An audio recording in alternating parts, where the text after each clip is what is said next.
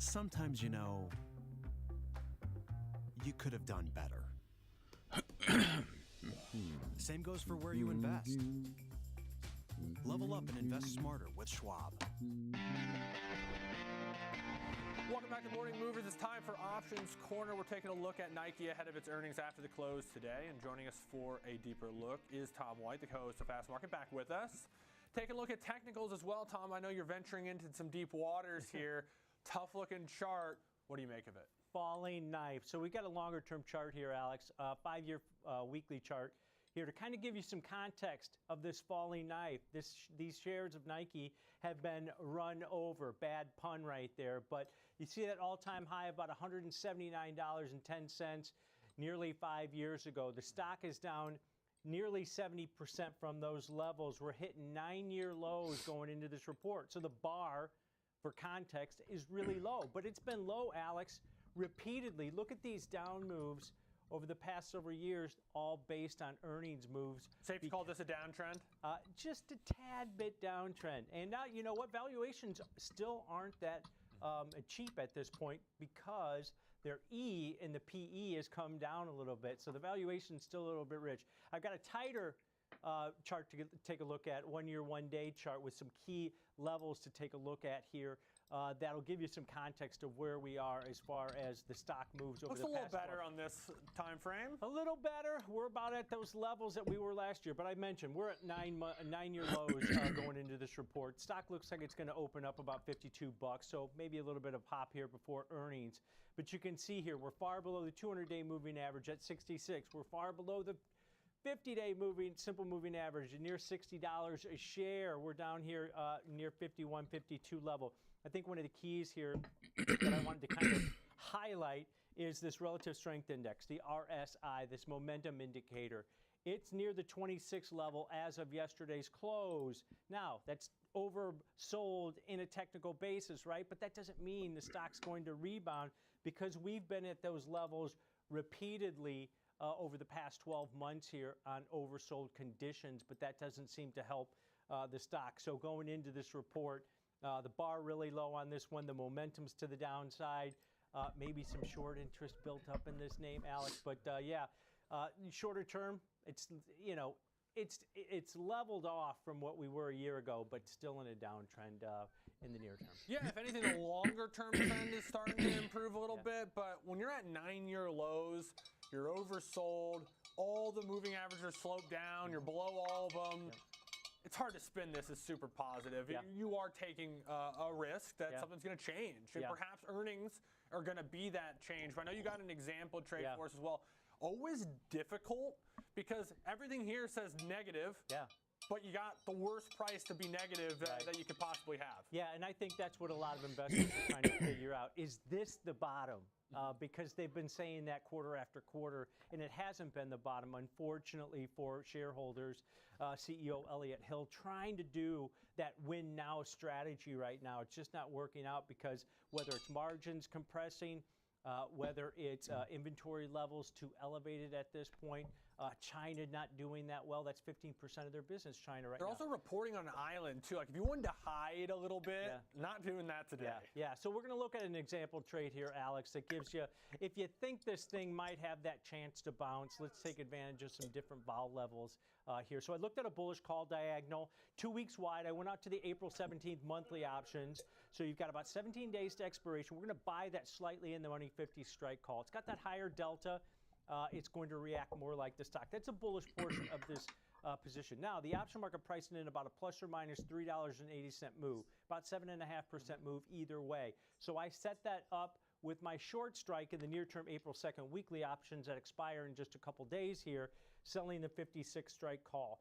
So buying the 50 call in the April 17th options, selling the April 2nd weekly 56 call. Bullish $6 wide call diagonal. You're going to pay roughly about a $3 debit if the stock opens up here about 52. So that's going to be your risk, $300 per spread. Break even. Anything above about 52 is going to be potential profitability on this one. But it's a $6 wide bullish call diagonal that's 2 weeks wide, right? You got 17 days. Your short option expires in a couple days. So you're paying about half the width of this bullish call diagonal. So anything above 52, potential profitability on this with the ability to roll that short option at least one time to create some more credits, increase profitability. So you can see here where the apex of profitability is, Alex, right at or near that 56 strike that you sold. But because you're paying less than half or about half the width of the call diagonal, anything above 52 is going to be profitability on this one. This type of strategy, why does it cost only $3 for a $6 wide bullish call diagonal? Vol dispersion. You're buying a less expensive implied volatility levels on aggregate. You see it right there. Yeah, in that April 17th, and selling a really elevated implied volatility in that near-term April 2nd weekly option where you're selling the 56 call. So bullish call diagonal if you think it's going to rebound.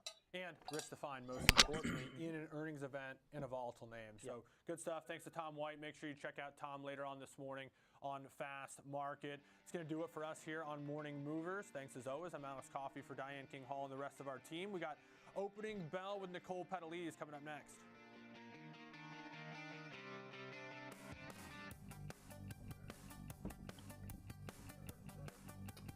Schwab Bank Investor Checking, the checking account built for investors. Named highest in client satisfaction by J.D. Power for 7 years in a row. With Investor Checking, you get the award-winning features of our checking account, plus cash management solutions, all designed for investors like you. With unlimited ATM fee rebates for cash withdrawals worldwide, no overdraft fees, and enhanced security features to keep your money safe.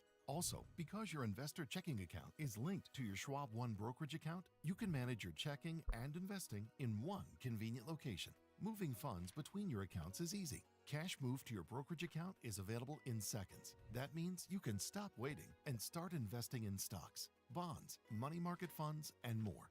Get more with Schwab Bank Investor Checking, the checking account built for investors.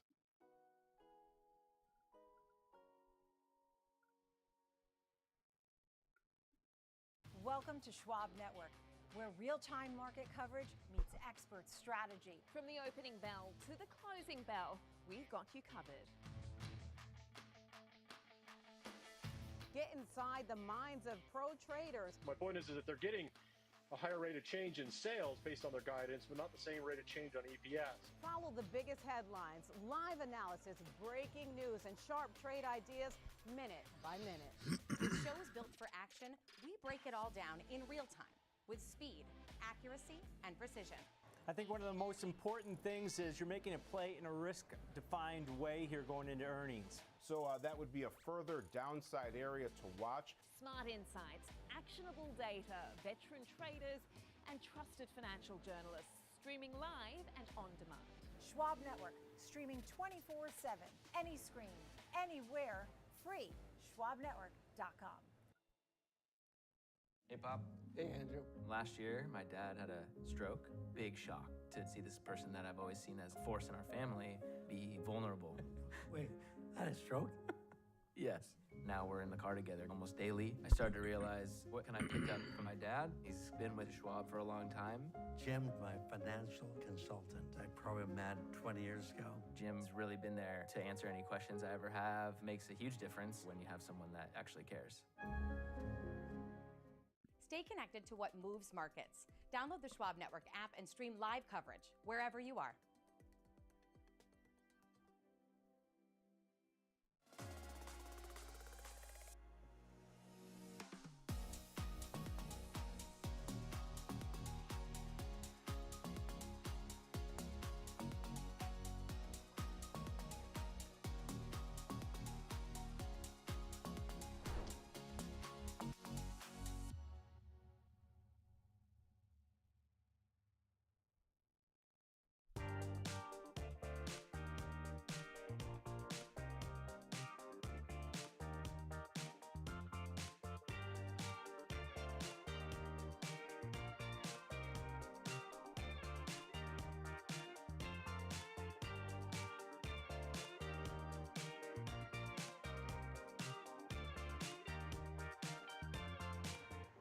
Good morning. Welcome to Opening Bell right here on Schwab Network. I'm Nicole Petalides. I'm so glad you're with us. Of course, we have a big hour for you. We're getting ready for a busy trading day, and Are there signs to the possible end of the war with Iran? We know the president would like to wrap it up.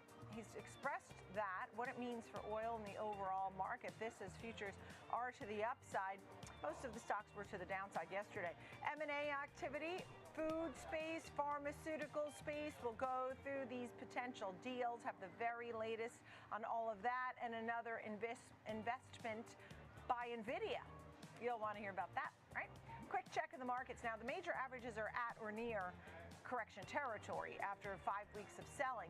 Right now, you have some up arrows, though, right? This is oil's at 103. Oil hasn't really changed. It's the idea that Trump is really looking to end the war with Iran, even if the Strait of Hormuz maybe isn't open. 1% higher across the board with the S&P futures, 64.55. The NASDAQ futures up 1%, up 238 points. Dow's up futures up 483 points, and the Russell futures up 1.5%. And as we look at oil, as I mentioned, 103 is the level where it's been, hasn't really changed much. 4,600 a troy ounce on gold. The VIX is at 28.25, so that has come down some. The 10-year bond yield has come down just a little bit, 4.31, right? Had been above 4.4 a few days ago, so things are moving. And we'll continue to get in economic news and home sales and sentiment and things like that. In the meantime, Kevin Hanks at the CBOE with our P-Val playbook, and we talk about inflation abroad. That's another topic that we'll be covering.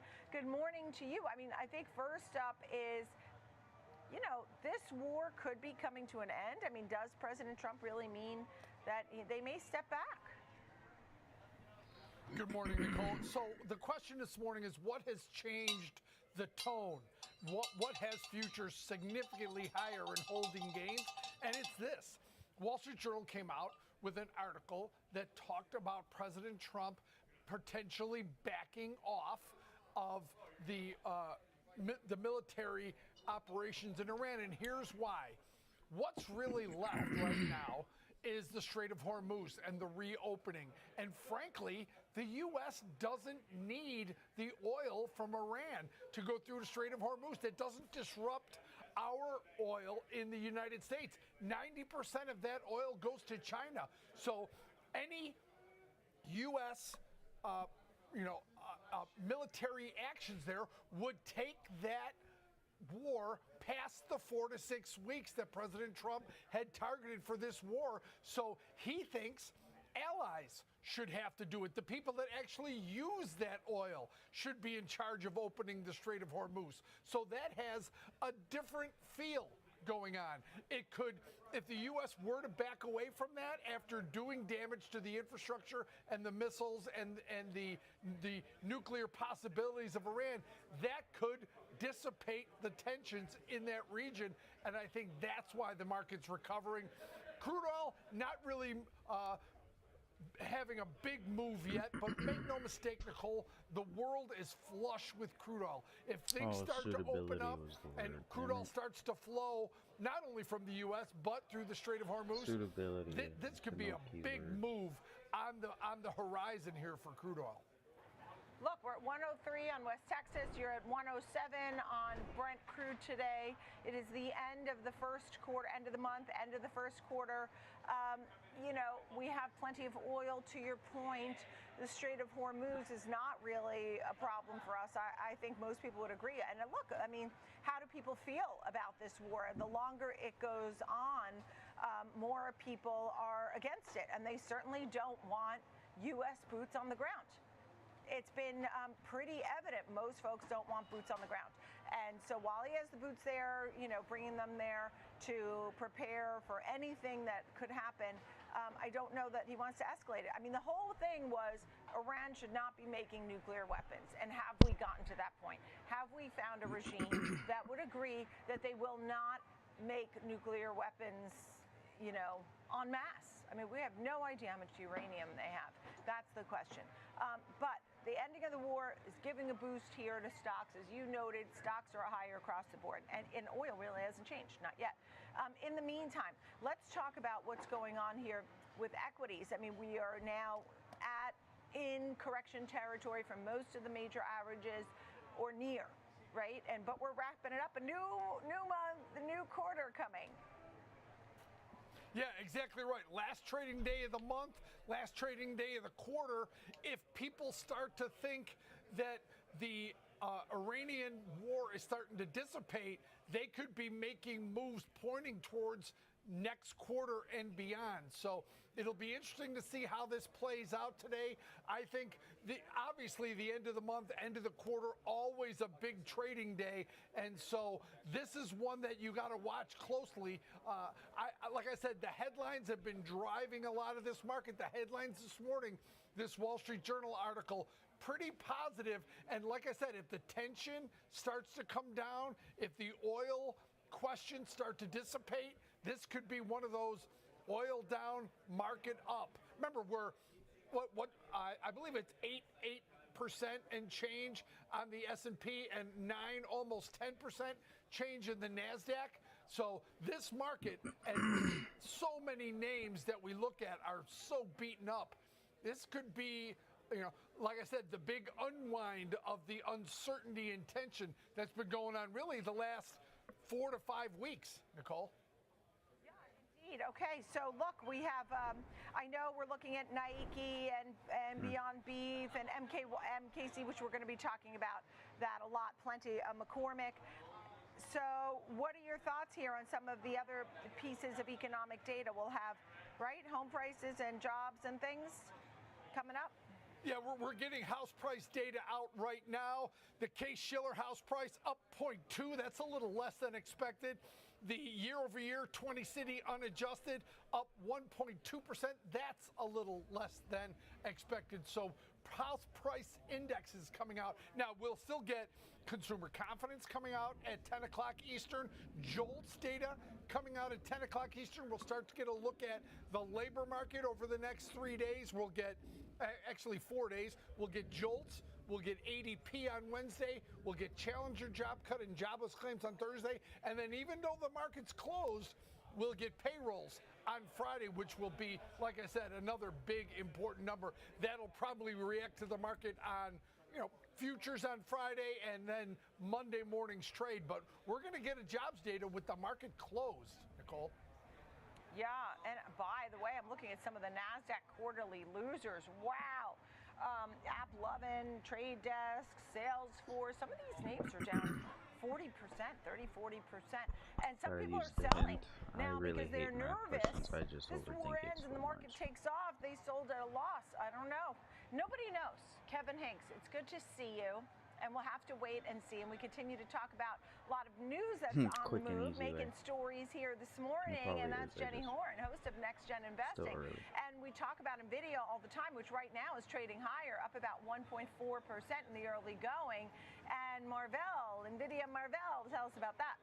Yeah, I think that the market tends to like some of these joint forces coming together, and I think that that's what we're seeing today with Marvell and this news from NVIDIA. So Marvell is making more of the notable move to the upside this morning, but NVIDIA also at least getting some reprieve today. But after we saw NVIDIA investing roughly $2 billion in Marvell, and so NVIDIA will be taking a stake in Marvell as part of this broader collaboration that will allow customers to use components from both companies to develop these semi-custom AI infrastructure components. Now, NVIDIA CEO Jensen Huang did say in a statement in really announcing this news that together with Marvell, they are enabling customers to leverage NVIDIA's AI infrastructure ecosystem and scale to build specialized AI compute. Now, Marvell shares again rose as much as 8.5% this morning. Still up now about 8.6% actually here ahead of the open. But Marvell does help design some of these custom AI chips, otherwise known as XPUs, for major technology companies like Amazon, for example. So although those can act as competition for NVIDIA's GPUs, there's also then the opportunity to have NVIDIA get more business by making its own hardware compatible then with Marvell's. And so the partnership will see Marvell's XPUs integrated alongside the processing chips and networking technology that's behind NVIDIA. And so that it was going to definitely help boost their NVLink Fusion platform that was announced last year, and it was a huge note on their most recent earnings call. And so, I mean, I think that anytime you see more and more developments in this space and more of that cash that we know has been pretty heftily promised to be spent and reignited into the AI trade, and so that's what we're seeing exactly from today with NVIDIA, with, of course, that $2 billion stake in Marvell, and that only bodes well for the entire really health of this space, but it does also help that we're seeing at least some more favorability from the overall markets this morning, as tech has not been, of course, the winning trade in the month of March, Nicole. I see. All right. So $2 billion in this strategic partnership, more circular funding, as you noted. Wall Street loves to hear it. It certainly AI capex spend has been driving this economy and is definitely going to be one of the big contributors to GDP this year as we think about that. In the meantime, we have McCormick and Unilever news. We do. So right now we are seeing a pretty substantial move to the upside today in McCormick. Well, we overall saw the deal that could include roughly $29 billion in their stock and roughly $16 billion in cash, and then to purchase Unilever, which would make then a pretty, massive and very different entity. And so McCormick's stock surging amid these reports to combine Unilever's food business. But there's also mention that there was no mention of the deal, at least as far as their earnings report was concerned, which also was really interesting. And so I think that speaks to some of the volatility we've seen this morning. But the shares of McCormick, again, rallying after confirming it was combining with Unilever's food business in a deal that was valued at roughly now $45 billion, $44.8 billion to be exact. But there's, again, a catch. So the cash and stock deal being structured as a reverse Morris trust. And the so-called purchaser is technically being acquired, but they're also, again, offering the equivalent of roughly $29 billion in stock and roughly $16 billion in cash for the deal, but will own just 35% of that combined company. And so Unilever will own roughly 10% of the company, and their shareholders will own roughly 55%. So all in all, the deal does come as McCormick, which of course is in the packaged food business, is struggling as consumer spending habits and eating patterns are really in flux. And so before the announcement, the stock was trading at close to 8-year lows and was having its worst month in nearly 46 years. And so still, McCormick investors did take the deal as well as their latest earnings report, which was also released today, as good news. And so I think seeing, again, some reprieve in the space that has definitely needed this love and seen, now almost like multi-decade long lows here. We need some consolidation perhaps to reignite any sort of upside in the entire packaged food space, audio because that above seems mine. to be working It's supposed right to be now my for what goddamn show, actually is and you can driving barely hear me. meaningful upside, Nicole. All So right, I'll work thank on that. you, Jenny Horn. We have Hershey here Just shows today. I'm not a Has its narcissist. Investor Day came out with its quarterly numbers, so we'll keep an eye on Hershey, and you'll see a lot of candy. Or is that what a narcissist would say? It's more like what a... I'm digging a deeper hole. I swear I'm not a weirdo. Thank you so much. And coming up next, Matthew Bartolini from State Street Investment Management. Opening bell. We'll be right back. Oh, I think I got tricked on this one time. It's supposed to be like a third party.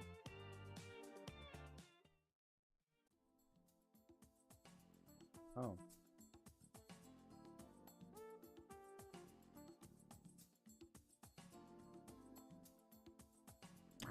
Why do I not think it's the labor? I feel like that's a different one that looks at something different. This one looks at inflation. Federal Reserve. Dodge! Stupid dollar. The Bureau of Labor Statistics.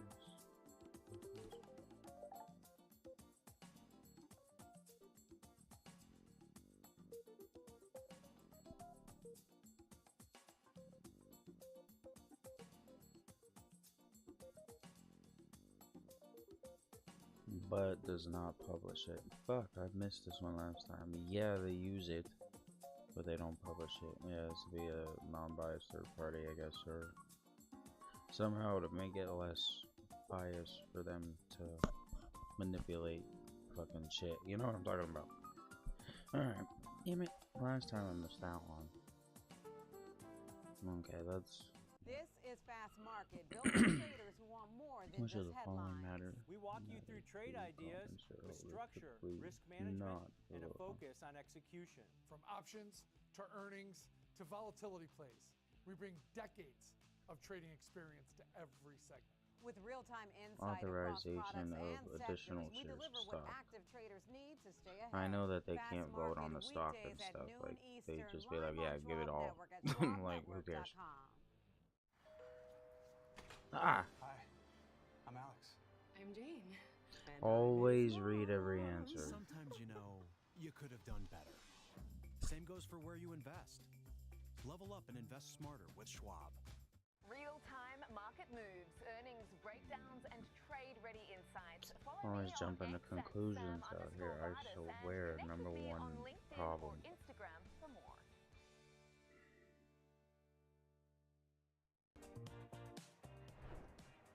Would have the highest interest rate risk. Goodies. Long and low, longest. All right, you come in here a little more. 5 years, 2 years, 30 year, 10 year. Phoenix and So Evans. 30 All years right, is the because longest, Hershey is here today. highest It's actually interest Hershey rate Investor risk. Day. The company came out and they Treasury reaffirmed the bond, earnings and the guidance, the net interest growth rate risk. guidance. They have a growth strategy leaning into salty, better for you foods. That would be Skinny What? Pop dots. Let's see what's here. Filled Reese's filled pretzels, Interest rates. Twizzlers, Well, that would, straws. well, Those 2 year look corporate good. bond, that's Some out. bars and things. The stock right now just recently hit a $239 high year to date. While a lot of things are Yeah, down, I'm this one's going. up 17%. So it's doing pretty great. And Deutsche Bank I'm going puts a 30. hold with a Long and $200 low. target. And that's the deal. So I wanted to bring you the It's news the of highest the interest day. rate They because it has reiterated the their net longest sales maturity. Yeah, growth no ifs, and ands, or buts. the Okay. earnings per share growth of I 30 thought to there might have been a trick on what type of Thank bond, you, but I Hershey's suppose friends. And they'll be ringing that's the something bell today. Great another to problem. see you all. What do Thank they you call it? so A much. false. All right, so that's interesting, and that's a good stock. I'm thinking Let's talk debate about with the market Reezuhn. action because a lot of folks have been That's worried been about the on my volatility. mind a lot That's why lately, we have a but pro I'm here, thinking of Matthew fallacies and stuff. Bartolini, head global It's not a false research dichotomy. A strategy, false. State Street Investment Well, Management. it's not. Thank you It's so not much. as big I'm as so a glad problem that as you are you're here. making it out to be. A Some of your false thoughts on the big picture problem. of what's going on in the market, particularly on a day where President Trump is Like if you alluding don't to do the this, fact that he'd everybody's like to gonna get die. out of the war. Maybe It's a that's false giving a little boost in emergency. the market.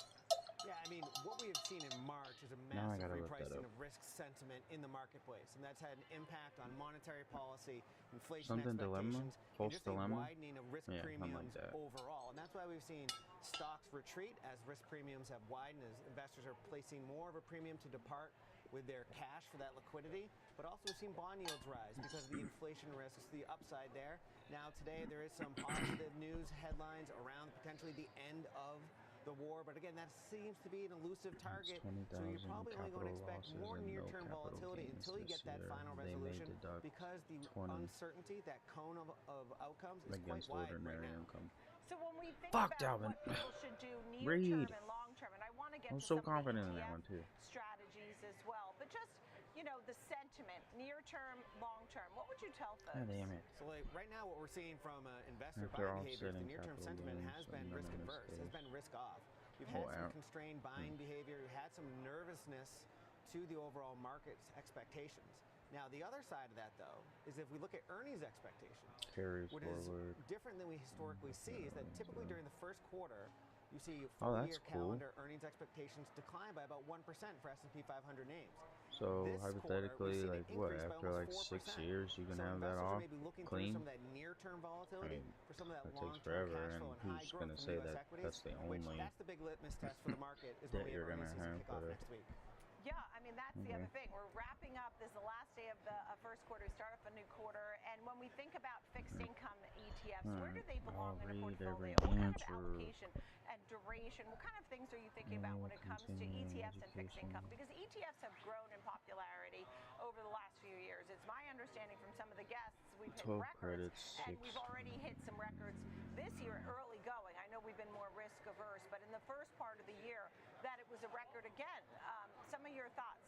Well, even that risk-averse buying behavior has benefited fixed income ETFs. Oh, So if we look okay. at short-term government bond ETFs, They have taken in Products almost and $28 billion practice in March and alone 6 as and investors have ethics. de-risked and sought out that safety of cash-like vehicles. They definitely But when we think wouldn't about, want like, you where just fixed income plays in a clicking the portfolio, easiest is that one. So natural not diversifier to your anything, more I don't believe. growth-biased equities, Ethics where are you can have important some for reaction sure. function if growth disappoints. Products You and do like that belly practice of the curve, or because that long end actually is not being priced effectively to commensurate It's with the 12. So volatility. good to have some fixed income ETFs. What about energy ETFs? Energy I ETFs have been a remember massive somehow tailwind. seeing They've that gone on number. Yeah, 14 consecutive weeks of I was positive actually on inflows, NASA looking mirroring for the study guide. 14 consecutive week of positive It's all price full returns circle. we've seen within energy. And on a trailing 3-month basis, So energy leaving ETFs are at me record between flows of 6 over credits. $12 billion. And that is supported by that price momentum going Mandatory. up, the energy shock that we see in markets. Yep.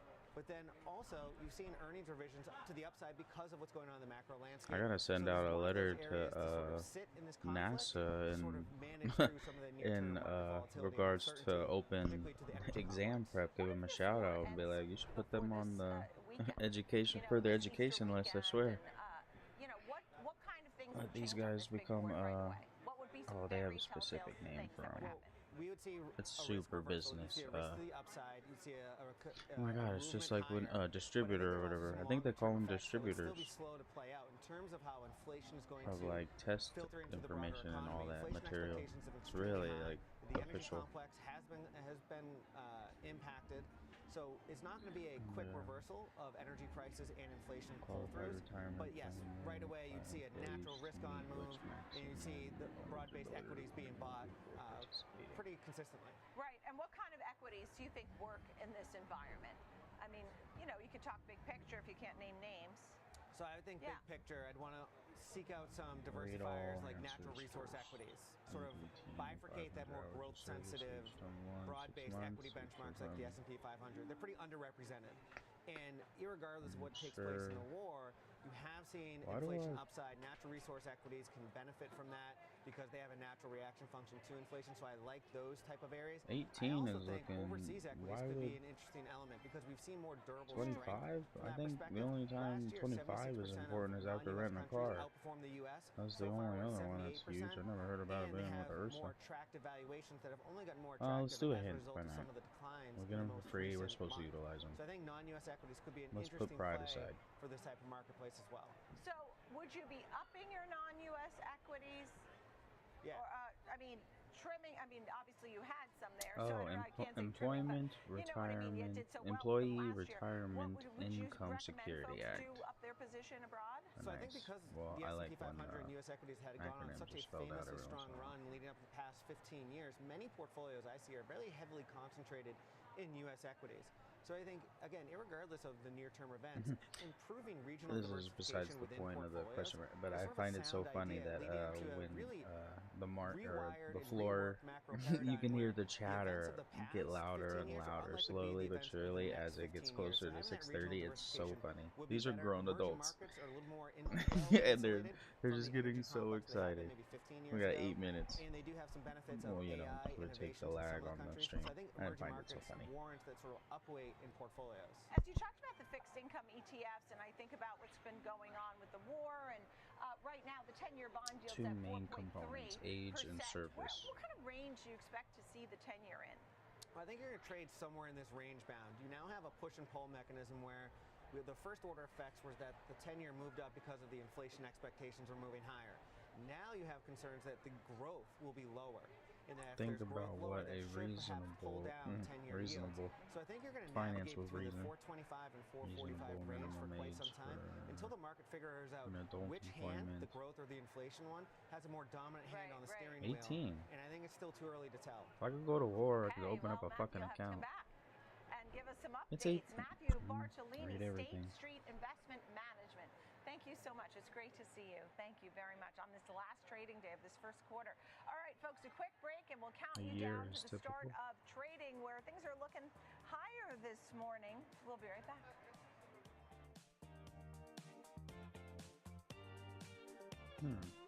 Remember, the question asks for a maximum eligibility requirements, meaning the most restrictive a plan can be while still compliant. Okay, so age and service. So decisions moving markets.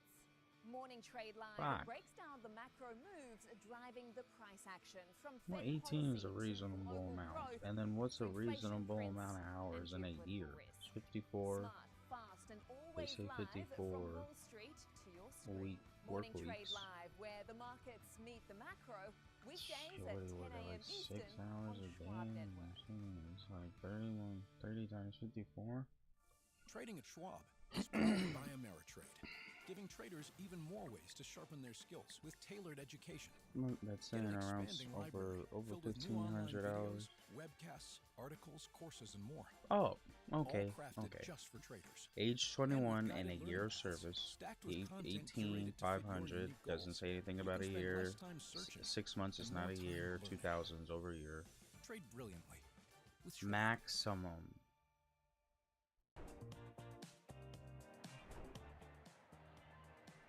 Welcome back to Opening Bell. We're counting you down to the start Yeah, of trading. 21 We do year. see the major averages. There we go.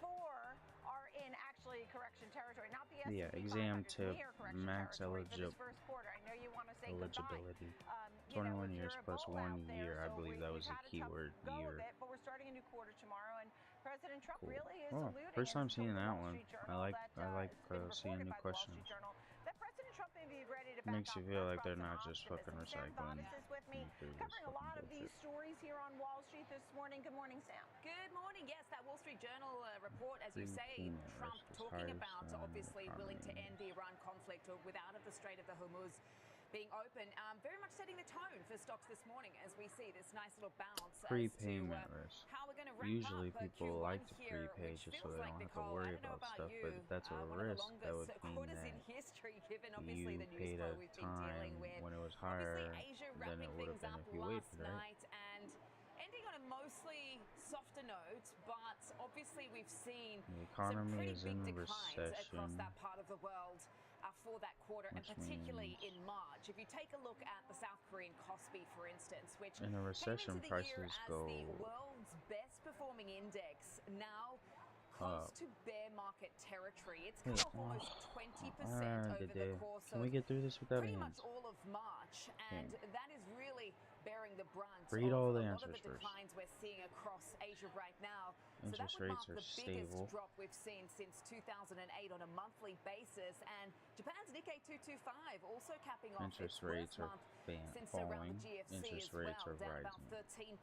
13% in March. So this has obviously Interest been rates. where a lot of the selling So you pressure has been in borrow Asia, while other markets like pre- China have been prepayment. more or less Oh, a little bit okay. more insulated. Interest but then, rates. of course, over in Europe right now, still currently trading. No doubt Borrowing. seeing some So if optimism you there borrowed off the back money of what we've and you want heard to from Trump, prepay, and also as U.S. if your futures are interest pointing rates higher right are now.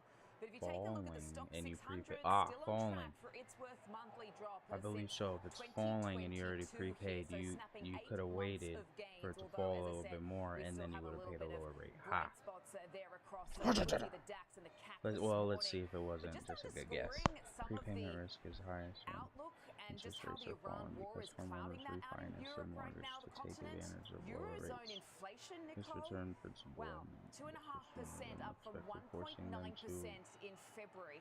Now, this is of course forcing going to them be to watched very reinvest at closely by lower the rates. ECB. Oh, It's got a target of 2%. So that's sitting above that now. The market pricing in 2 to 3 rate hikes. I think I this was year. almost So there. obviously the market's going to be watching this very closely. Thought And what we're going process-wise. to be watching here in the US is if some of those inflationary pressures start to fan across the pond to here. Yeah, and look, I mean, there was Forcing even talk of them. price I didn't hikes, see the rate whole hikes forcing by the end part. of this year. That really wasn't something we had been discussing a lot. You're also looking at big news with Okay. Eli I Lilly still today. feel good Tell us about that one in a way. Right, so this is obviously a deal that Maybe we're I seeing should have between asked her Eli to Lilly and explain it. Centessa Pharmaceuticals, It's in which the is a past. UK company. It is in the business of clinical stage 2 minutes. trials for a new class of medicines for the 2 treatment minutes, of some shady excessive more. daytime Oh. sleepiness. So this is a Under deal for insider Lilly to trading acquire laws with the Centessa, and the details of this is going to be a $7.8 billion deal They both here. get And fucked. the importance is to Yeah, if diversify you have a Eli Lilly's portfolio unethical beyond friend, just yeah, don't obviously listen what it's to in the them. business of now, mostly weight loss. So as I mentioned, this is a UK-based company, Centessa. We are seeing Yeah, shares both off to the the tipper races right and the now. tippy. really, really big rally for this And company, up that's in called 45% cow or tipping. so. As I mentioned, in the business of treating disorders that cause excessive daytime sleepiness. And I'm just been looking at some of the notes out from the analysts about just the scope and scale of the narcolepsy market right now, about $2.5 billion. So no doubt a big opportunity here for Eli Lilly. Johnson & Johnson apparently looking to get into this type of business What type as of well. risk is $38 most per inherent share in in this? cash is It's what fucking Eli looks Lilly is solid as offering all here, hell. a premium of 37.8% to the current Oh, what did I say? close. So a nice Grown bump for both of these adults. companies today, particularly Centessa. It's as if the recess bell just went off. Get ready. The opening bell will ring here. Healthcare, energy, S&P.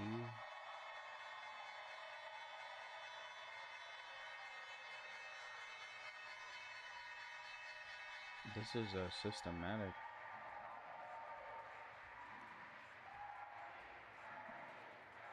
Is here is with most our inherent. to celebrate their investor day and their last report that they just Healthcare gave out with stocks, some good energy guidance. stocks, The that's company liquid. right now, that stock is up about 0.75% Credit? here, trading at $215 year to date, up about 18%. Stocks on Wall Street higher across the board, 1% up across the Damn board. it, why don't I know this To one? get some of these out of correction territory, because we were saying that the Dow, the Nasdaq, the Russell, and the Dow Jones Transportation Average were all in correction territory, 10%. Non-system. The S&P Fuck. right now, 71.64. I'm over. We gotta take a break. I think I'm 1.1% overthinking. higher, 265 I'm points to the overthinking. upside. I'm gonna take Dow a break Jones in a second. Industrial I'll Average up 500 prepare a points, joint and I'll get back. 45,715, up 1.1%. And the Russell Test 2000 understanding of gaining different types of 1.6%. The Dow is now up 508 points as I look up at the big board, 519 points. So as we look across It's the very board here diversified. I and like just that. get That's a why I feel didn't of think it what's would be leading the way, non-systematic. some of these best performing groups include right now consumer discretionary, consumer communication services, tech, industrials, and financials. Those are some of your best performers here right this second. You can see also Non-systematic, specific, diversifiable risk. By the way, This is McCormick, unique to a which we talked about specific some deal making company there, is down about 9%. or But some of the industry. winners on the S&P, He's that diversified. includes What? Lennar. That's a winner. He or And she. we continue to take a look Now at look some at of the the portfolio. other Yeah. movers. And George Sillis is Energy with stocks, us. And healthcare you're stocks, looking and at Western Digital with an which type upgrade. of Good morning to you, George Sillis. would still be most present, good morning, even with Nicole. I mean, this. it's been a kind of a rough week for the It's got to memory be and the money core market. storage manufacturers, but Western Digital, if you look this year, has Even then, actually held up that's quite well. It's only down about 8% in the last month, considering Micron, which we'll talk about in a second, has been down because the market quite a is bit fast fundraising. associated with what's going on with pricing. But Bernstein actually upgraded WDC to an outperform from market perform. Their price target now is 340 from 170. These are They see based systematic. upon These the are sectors, opportunities that not Western specific. Digital has, especially when it comes down to edge cloud computing and the storage needs associated with that. They see the strong memory prices in storage prices going forward, as well as the fact that the Google Turbo Quant compression I'm technology, going which is liquidity. actually creating potentially some less needs, if you will, less demand for memory. Okay, I'm reading this one Not going to slow. affect Not the quite. storage markets very much, and that's essentially what Bernstein This is looking at with portfolio their call has today. significant sector They see the sell-off as an concentration. I know. opportunity more so than not going forward, and the impact Just from Google's new technology rollout is negligible. Yeah, understood. You know, I was just thinking about. when I the was looking fuck did back a to see sector not some of the become a names system? That, you know, I was looking there at Western Dig, which is incredible, and Micron, which right now is up 1/3 of 1%. Tell me a little bit about that name, because I did see that Citi was cutting its price target on Micron. Oh. So this one's a little bit tricky because Western sector Digital is a and part of Seagate the and the component storage of the system. markets are holding up better. I think what's happening with I'm being a sore Micron, and loser. this may be Non-systematic. That was about. is Oh, it was a looking tough at. They one. lowered their price target on Micron to 425 Let's take a from break. 510, and like I said just a moment You ago, I can't mean the stock is study still on higher tilt by about 270%, roughly speaking. until you go on last a year, but if you look at the last 30 days, it's down about 23%. incorrect streak. Now you could say that's in sympathy with the market, true, but they see that the pullback in Oh, prices markets, for yeah, and the DRAM markets chips are open. by about 6%. This is going Gives back us to a the chance last to look earnings at it report right from quick. Micron, What are you which guys the stock has trading? actually been falling If since you are then. trading, They also see the turbo quant technology that Google is unveiling I gotta as turn this off for a potentially a second situation because or there's some technology that will lower the sensitive demand material. for memory. And again, we have to consider Micron as a very deeply cyclical name that is generating a huge amounts of return because of the secular tailwinds that they see. The other thing is, going back just a couple weeks ago, there was a small article. This is out of SK Hynix in Korea, that they're actually ramping up production quite a bit. So that could actually put some pressure on prices for DRAM, and that's why memory companies like Micron have actually been underperformers in the We're up past 30 today. days or so. That's good. Right, understood. And last but not least, I look at XYZ and I really start to wonder, so often we see buy, but over a long term, has it really been a buy? Another buy from Loop Capital on this name. That's There was quite the talk about spread. the Cash App, and this stock has been quite volatile, but Loop is initiating a buy at Block. Let's talk about this. That's quite the Yeah, short. so what Loop is doing here, Nicole, is that That's they're a looking at a mega cap broader order. reevaluation of the payment names, and one of the things about Block, it's up about 4% in the last 2 weeks, but you look at a 5-year chart of this name, it's been down significantly. As what's happening here is Let's we're see if seeing we could essentially get some a multiple call compression, options an up. earnings This multiple whole compression, week but has been their crazy, price but I target know now that's is because of the $75. ex-dividend dates coming around. They see the accretive businesses for Block, including their Square, Cash App, Afterpay, Today's the quarter? and their Or is it? tax and small business Today's the software quarter. Yeah, it's is been actually a generating crazy positive week. EBITDA going forward. In fact, if you look at the total consensus earnings Man, they're estimates just, for man, they're Block on a sitting forward in a weird basis, position right when now it it's trading comes around to 15 times in this the year and money. 12 times next year's earnings. So this may be a valuation call on Block, which again, like I said, has really suffered in the last That's 5 today. years from Today's growth, but not necessarily growing at ex-dividend a reasonable dates. price, The considering the second, valuation multiple is now compressed into the mid-teens so it's to gonna go essentially the up. low double-digit expectations going forward. So they see going into Or the not so second half of humble 2026 opinion. that Block, including some of the other payment names like PayPal, Fiservice, Still another think one I that's want been to. underperformer, Obviously, we want to stay as conservative. positive going Don't want forward to into lose any shares 2026, before the later part in second. 2027. Probably just sit. Understood. George Sillis, great to see you. Appreciate it. Right now, the Dow's It's up not often 37, you get the 2 SP cycles is in up 1 71. week. We still have some up That's like arrows here. George just went through some key names premium to watch. time. And coming up, we'll talk about the Fed. What can the Premium Fed farming do right here next for and what it means for sure. your portfolio? Are stocks 2 starting to days. come back? Was that it? I Could don't turn around know. and make a We have a coup great somehow. conversation next. Stand by.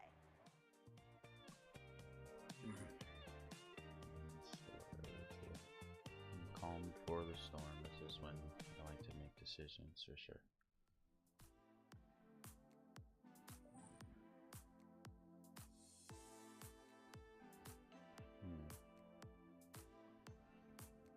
Interesting how they snuck the 950 strike in there.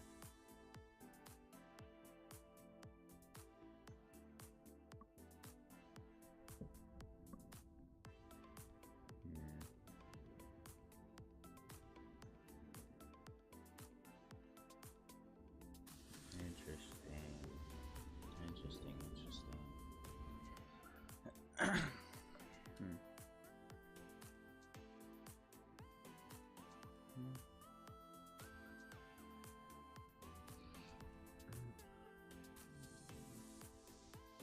People are gonna buy by, well, I think cause the big, the whales, they short stuff too.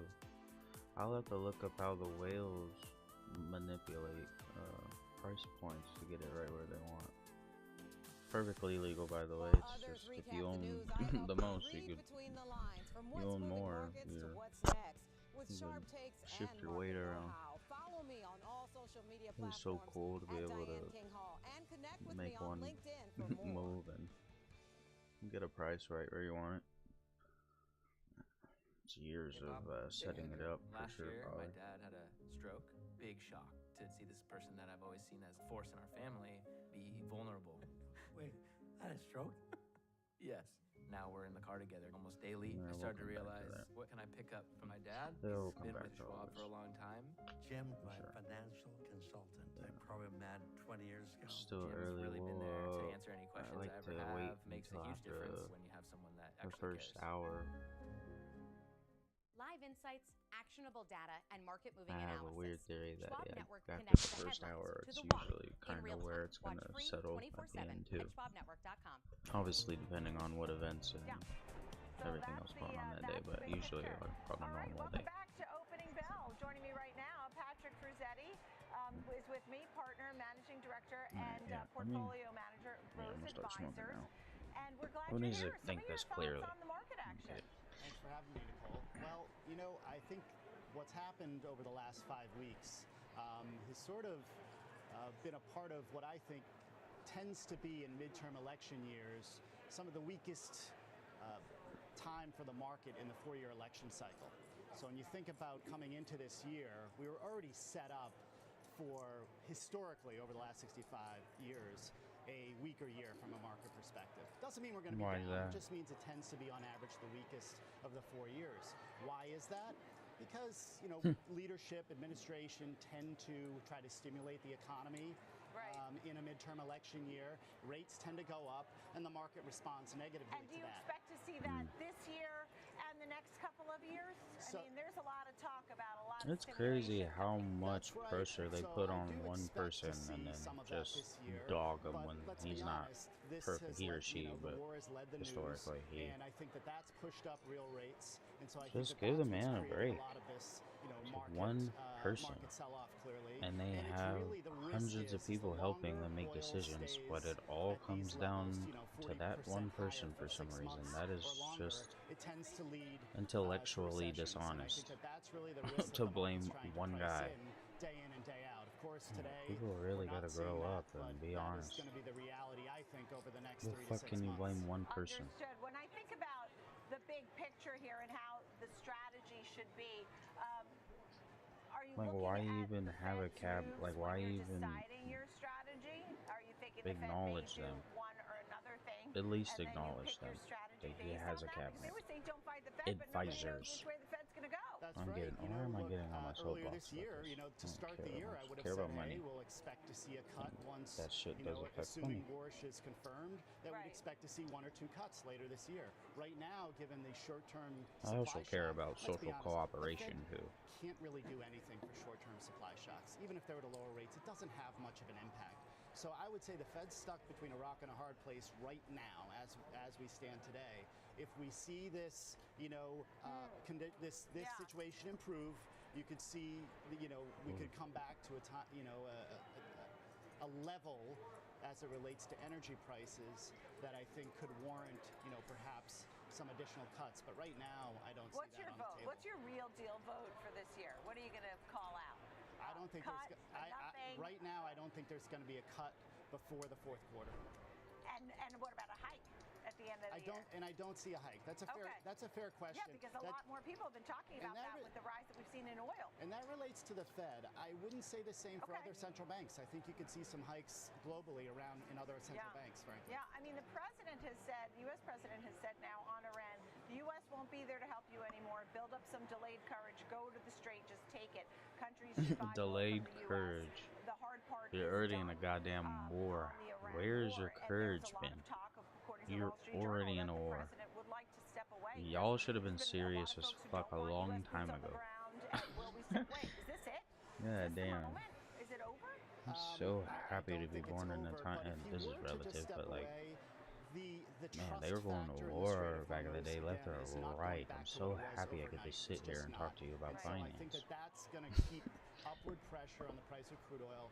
And we know when you have this And man, back in the significant day, increase, I'm like I said, 31. over I a would have 40% been in increase like in this case, 3 you know, wars by now. from the lows is Well, if I basically survived doubled. them, but That's like a tax in a very short motherfuckers term. will fight for over all anything. consumers, Oil and that right puts now, pressure. U.S. oil, when we look at West Texas, 103, Brent crude's at And you will 107 never today, has been find much me higher. fighting over no You did females. have the It head better of be the my EU, one of the leaders of the grandma, EU, had a phone mother, or call. wife.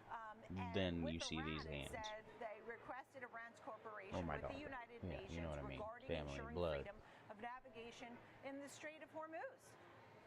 But damn, not even start a full-fledged war. That's just a small, you know, battle between clans.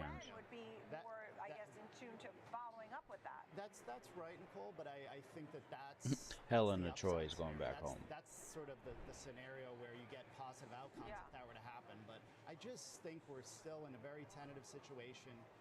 We've obviously moved more troops over, and I think the outcome is really going to be based on how long commodity prices stay elevated globally. And it's not just oil. We're starting to see helium shortages, naphtha shortages, all these things that are used in everyday fertilizer, healthcare products. And I saw a report from China how they're charging more for the rackets for pickleball because they're made out of plastic and PVC and polyester because of oil. Like everything was going up in prices.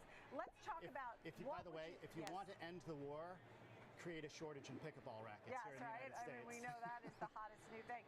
Let's talk about I can't believe that's still a thing. Buy, what to do. I mean, if investors were writing down your recommendations now, do buy this or don't sell that, what would you tell them? So I'll explain this. You know, we've been investors in gold for the last 5 years post-COVID. I think that's been a good store of value for investors. And it's down significantly now. And it's down from the highs in January. And so I would say that I still think if you don't own gold, I think that's still a reasonable asset to own, and you should own some in your portfolio. Gold will always be there, yeah. It was funny how everybody thought silver was the new gold.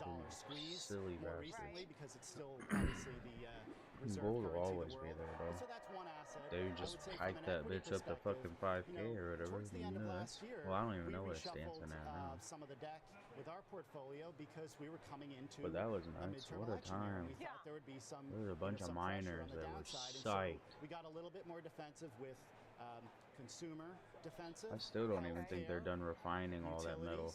I think those have all worked out. I'm still calling. I still look up like every week to see if I can get my silver in there just to capitalize. And they're still waiting on the refineries every fucking week, which is good for business, but it's also not optimal at all. Definitely got to figure out their business model. Type of exposure makes sense, and I don't think you want to own long-term bonds here either, because I don't think long-term rates are coming down. All right, reel it back up. Let's pump out some more upside questions while we're feeling slightly I was intellectual. just pulling up something from Tom White, who puts out a note with us in the mornings, and I wanted to see the sell-off because I knew the sell-off in gold had been somewhat dramatic. You know, it was down, what, 12, 13% this month. We had a huge year last year, of course, too. But that this move was the biggest monthly decline in almost 17 years. So it's 18% from the all-time high of 56.26. Where do you think gold could be headed once again? So that's a nice fucking setup right there. Again, I think there's been a bit of a 2% on managed funds, and then if I make you money, I get a piece. Yeah, that's fucking sick. That's when you want to buy ideal stable assets. type of relationship.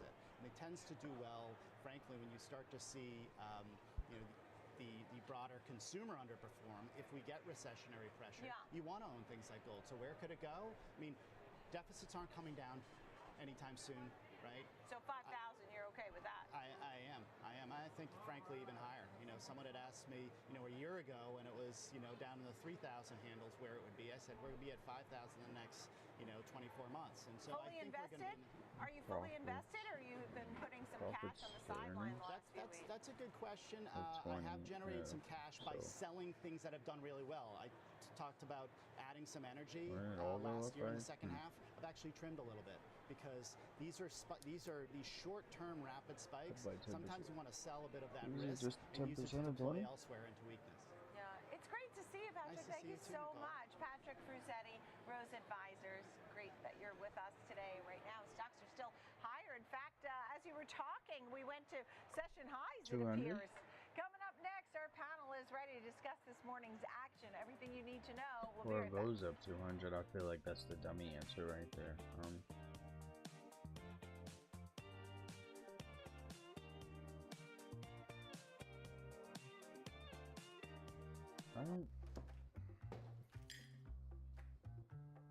Sometimes, you know, I don't know, you could 200. have done better. What was it then? Same goes for where you invest. I should have Level up taken and a invest hint. smarter with Schwab. The P. I'm Jenny Horn. We go beyond the price headlines, earnings to tracking growth. the trends, sector moves and fundamentals shaping the markets in By real time. dividing the PE This is Schwab ratio by Network. the expected. Subscribe at schwabnetwork.com. I always go percentages. I don't do the actual number. Live from Chicago, this is Trading 360. All right, I'm that's Marley two. Caden. That's We two track today, macro where it's forces, just the market percentage, trends, and or company news just the that number, not the shape percentage. investor decisions, all with expert analysis and actionable context. From inflation data to sector rotations, earnings to policy, it's a comprehensive view of the market every trading day. Trading 360, in-depth market coverage straight from Chicago. Weekdays at 11 a.m. Eastern on Schwab Network. Whether you're an experienced investor or just getting started, Charles Schwab offers a webcast that's right for you. Are you an active trader? Our active trading webcasts are designed to help you develop a deeper understanding of technical analysis, options, futures, and more. Best of all, you can ask questions by chatting directly with an education coach. It's interactive learning at its finest. Tune in live or watch on demand. Head over to schwab.com/coaching and start learning today. To receive commissions on mutual fund sales in addition to providing.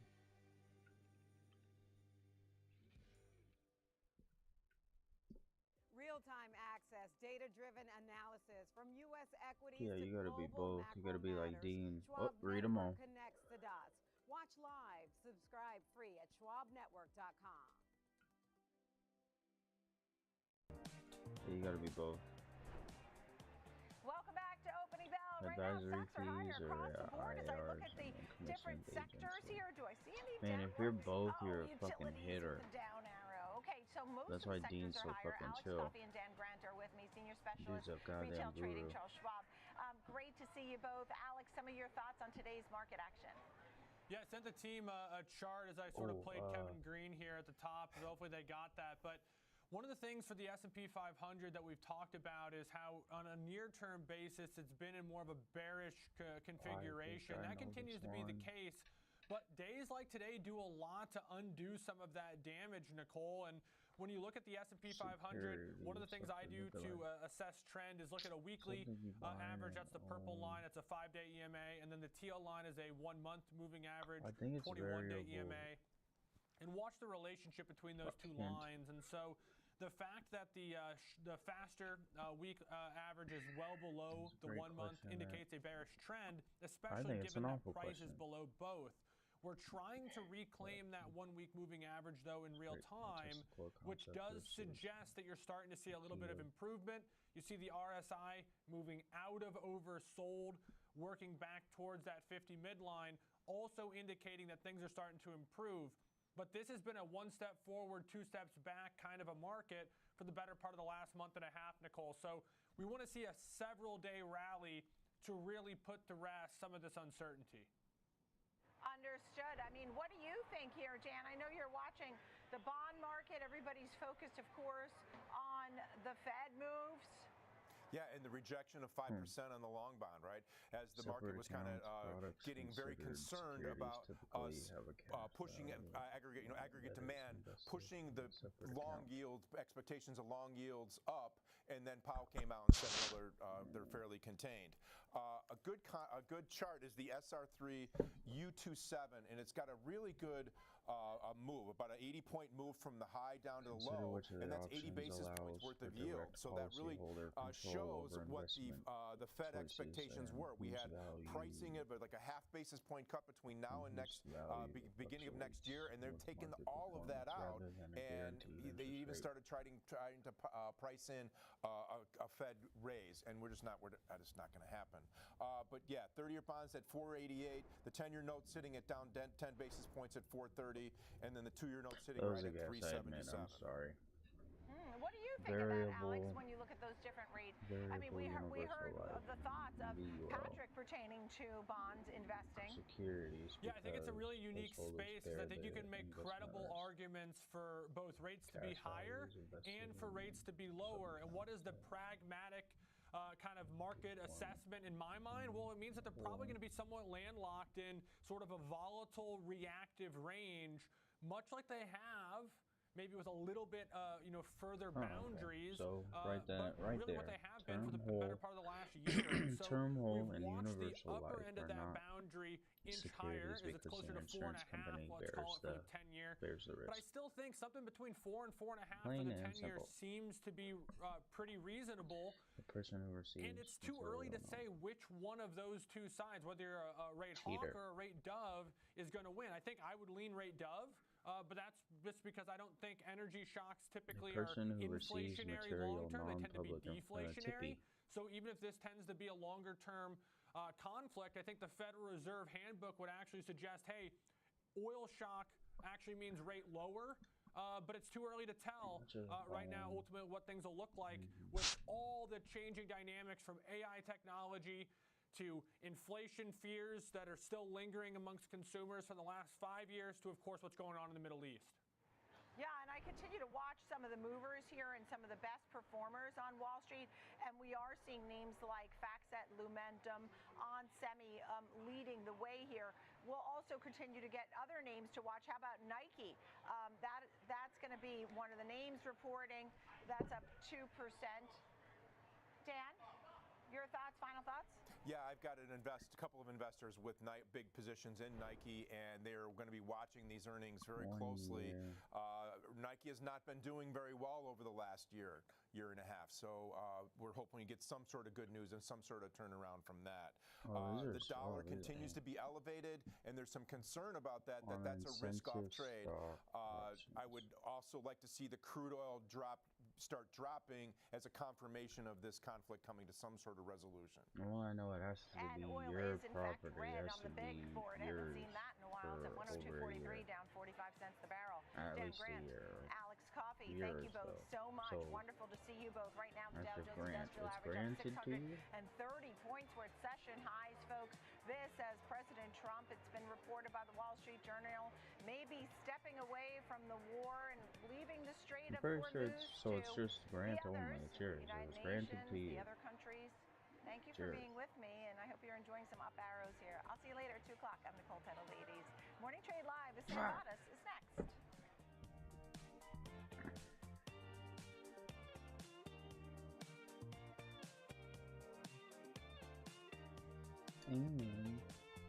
Schwab Bank Investor Checking, the checking account built for investors. Named highest in Just client 'cause? satisfaction by JD Power for 7 years in a row. Whatever. With Investor Just Checking, 'cause is you get actually the a very award-winning legitimate features answer. of our checking account, plus cash management At least in this solutions, shit, all you know? designed for No investors emotion or like money. you, with unlimited ATM Except fee for me. rebates for cash withdrawals worldwide, no overdraft fees, and enhanced security features to keep your money safe. Also, because your investor checking account is linked to your Schwab One brokerage account, you can manage your checking and investing in one convenient location.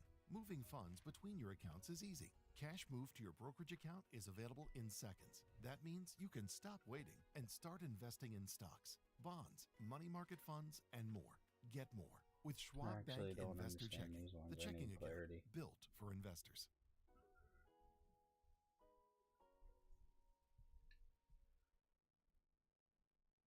Welcome to Schwab Network, where real-time market coverage meets expert strategy. From the opening bell to the closing bell, we've got you covered. Get inside the minds of pro traders. My point is that they're getting a higher rate of change in sales based on their guidance, but not the same rate of change on EPS. Follow the biggest headlines, Oh, live okay. analysis, So above breaking news, the and sharp trade SML, ideas if an asset minute plots by above minute. the SML, This it show is means built its for action. expected We returns break is it all higher down than in what real the time market with demands speed, for accuracy, its levels and of precision. systematic I think one of risk. the most important Think things is about you're making a what play in a this risk-defined implies way here going about into its earnings. current So price that would be a relative to further its downside intrinsic area to watch. value. Smart insights, actionable data, veteran traders, and trusted financial Expected journalists return streaming is live higher and on demand. than Schwab the Network, market demand. streaming 24/7, any screen, anywhere, Yeah, so free. it's SchwabNetwork.com. undervalued.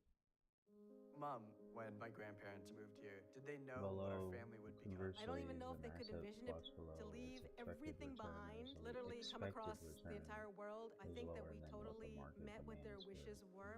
Schwab has been with Exam us for track. almost 25 years Don't through purchasing of confuse houses, this opening with up our the business, other having children. They've always been there for us. I want to invest with a company that can help me give my family a happy financial future. Beta.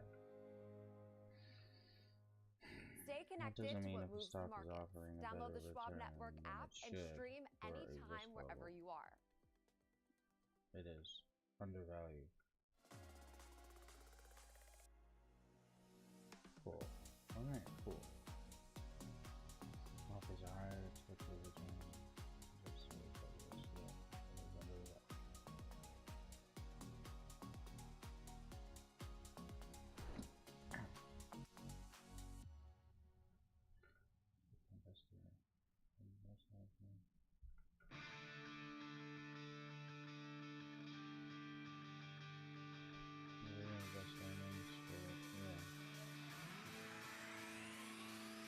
I believe you, but we're gonna read them all.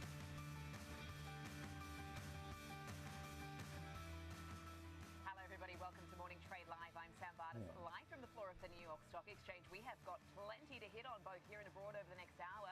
Here's a look at what is coming up. We will take a closer look at how the Iran war is impacting global inflation with some of the latest numbers out of the Eurozone.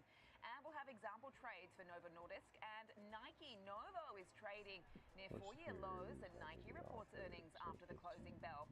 Let's take a look at where these markets stand around half an hour into trading, because we've seen a nice little rebound for stocks as we cap off March. We cap off what feels like the longest Q1 in history. S&P 500 right now sitting up 1.7% at 64.50.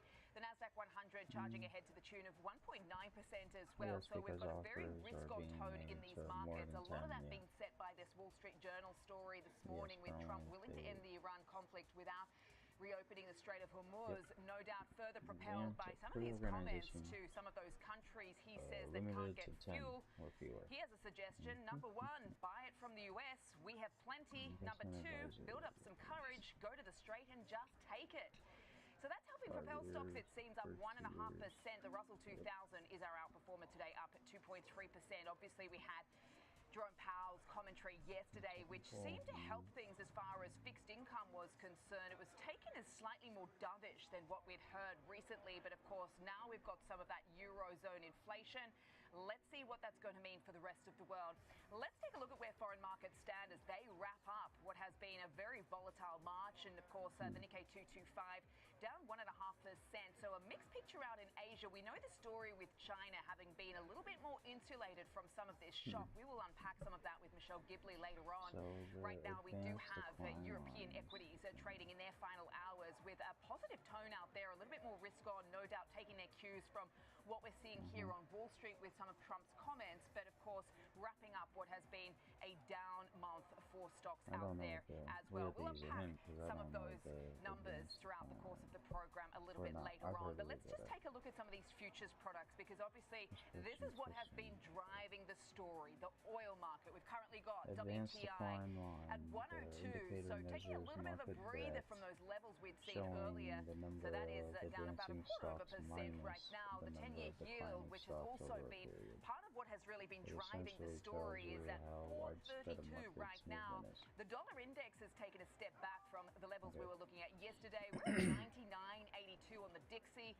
Gold is up, so if that because is the dollar is declining, on the that back means foot that at the spread between them is 46.40 right now also for the precious metal, dwindling. and Bitcoin catching a bid at 67,000 and change. But so then if that's your scores as going we set up down, for but this at the Tuesday, same and obviously we've got time, some data to get to, not top tier stuff, but certainly important major as market part of index putting all is the pieces going of to the new puzzle heights. together. And who else better to do that than Kevin Hinks, who joins me from the SIBO this morning.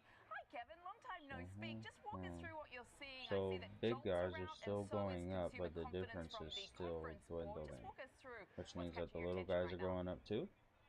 Good morning, Sam. Yeah, two big data points for the market to look at. The market First is and oversold foremost, and due for consumer a rally. confidence from the conference board, 91.8.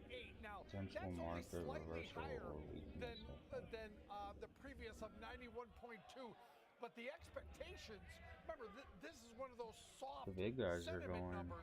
The little For guys a are much going to go lower number, come with them. 88.5. So for this to come in I higher, think way strong higher than market breadth, expectations and higher than confirming previous enough trend all is a around. pretty good surprise for the market. Now we also got JOLTS, our Institutional first look at the investors are labor market. heavily That buying. came in 6.882 million. That's This lower divergence than the typically original indicates number, but last month's number got revised a big Yeah. one to over 7.2 million, 7.24 million. So a big revision to last month, higher, more job openings, but then this one comes in 6.882 million, significantly lower than that number. So interesting dynamic here how it sets up. Oh, so they're Sentiment, buying. which you I thought think would it's really okay, D. overreact Fuck! I was wrong to about. the last 30 days Damn, and the that's war so in Iran wrong about actually that came one. in at slightly higher levels than thought, Against Sam. So strong measures, interesting numbers, market trying to breadth. get our hands on them, but right now market up about 1.6% in the S&P, almost The market 1.8% index rises, but in the Nasdaq. Yeah, that's right. Obviously, we are It seeing some nice indicates that gains fewer today off the stocks back of are some of the commentary. participating No in doubt the the macro rally. data is important, just as part of that patchwork as to, This suggests you know, that the obviously rally how is the market is narrowed feeling and right now. maybe Consumer confidence is really interesting because you wonder unsustainable. how everyday people think about some of the inflation shock here, whether it is indeed Yeah, transitory, another up given one. that UMISH seemed to think that the one-year expectations were going to be higher, but the sort of more long-term expectations may indeed come down. JOLTS obviously a little bit backwards looking regulation. given the month that it's capturing here. So we look ahead to Jobs Friday. The market will be closed, but nevertheless it'll be important. And then obviously I'm looking at that input price on ISM manufacturing we'll get tomorrow, particularly off the back of the Eurozone inflation. Talk to us about crude oil, though, today, Kevin, because obviously a lot of headlines. U.S. gas prices topping $4 a gallon for the first time since 2022.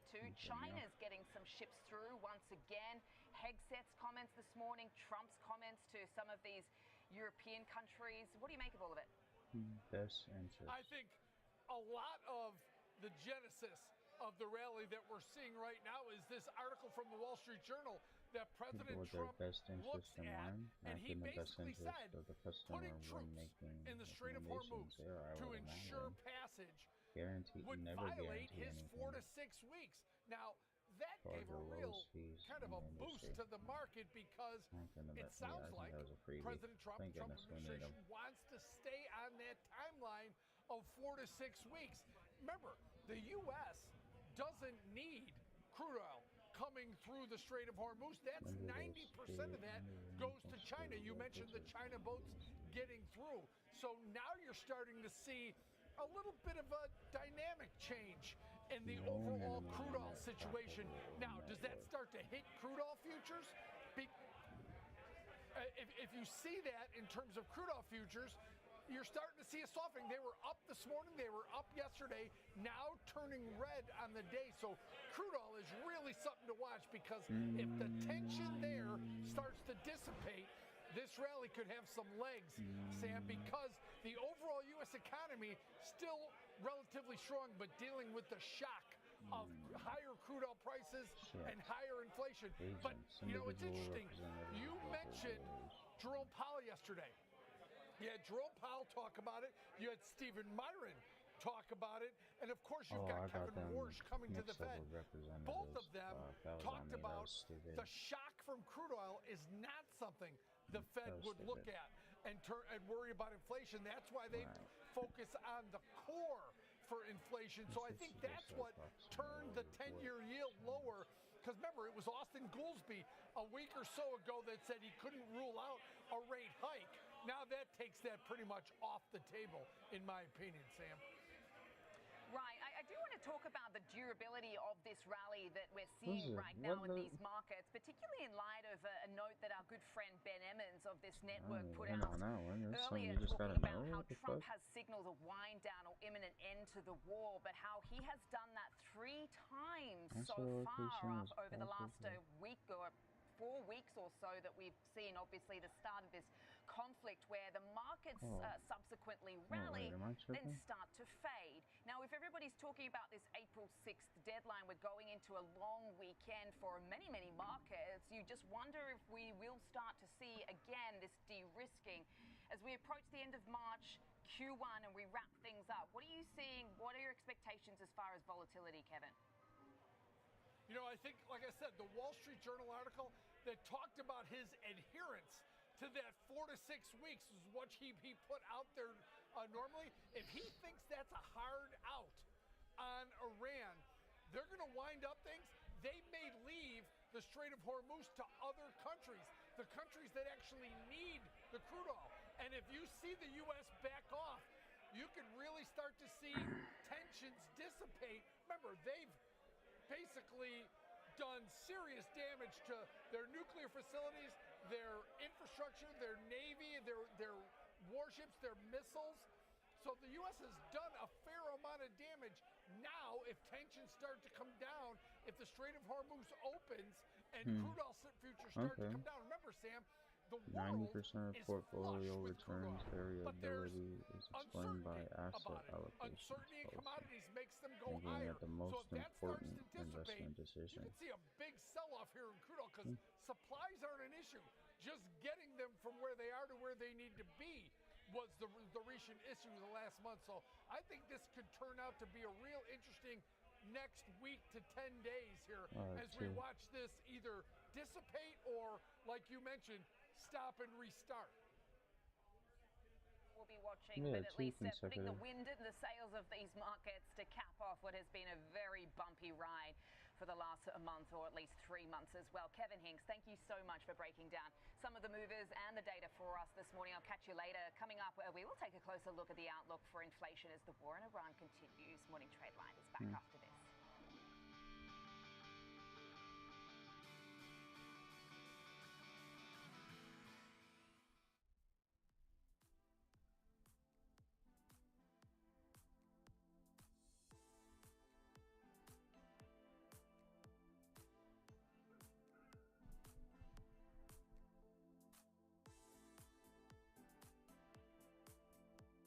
Independent of the timing of cash flows into and out of the portfolio.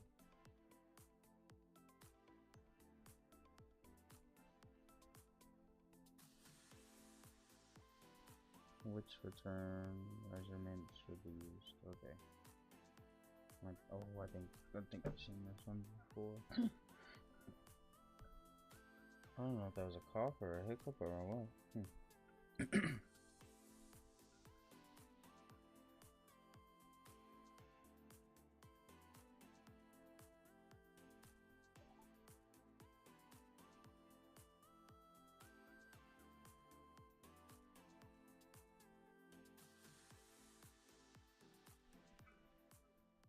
I'm Nicole Pedalides at the New York Stock Exchange. Live interviews, market movers, and real-time coverage right from the floor. Subscribe now at SchwabNetwork.com. To the end of this session.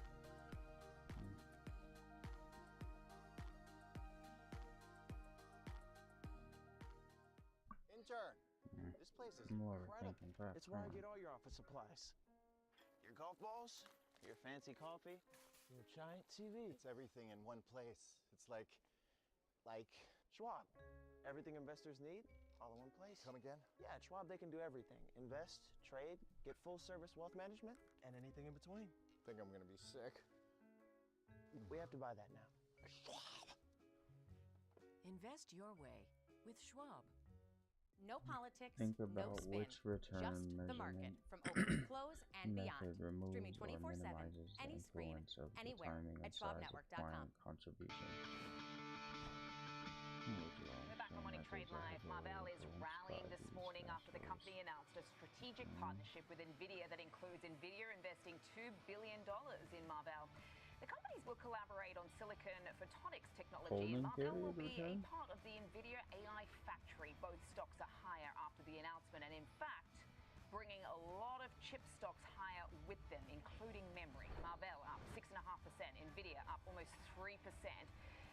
Taking a look at some of the leaders on the session so far, we've got FactSet up almost 8%. It seems like this was off the back of some guidance it gave earlier. We've got memory back in the driver's seat, as I mentioned, gaining today off the back of the damage we've seen, particularly in names like Micron over recent sessions. SanDisk is up almost 5%, and so is Seagate today. So they're back in action on semi right now, up 5.5%.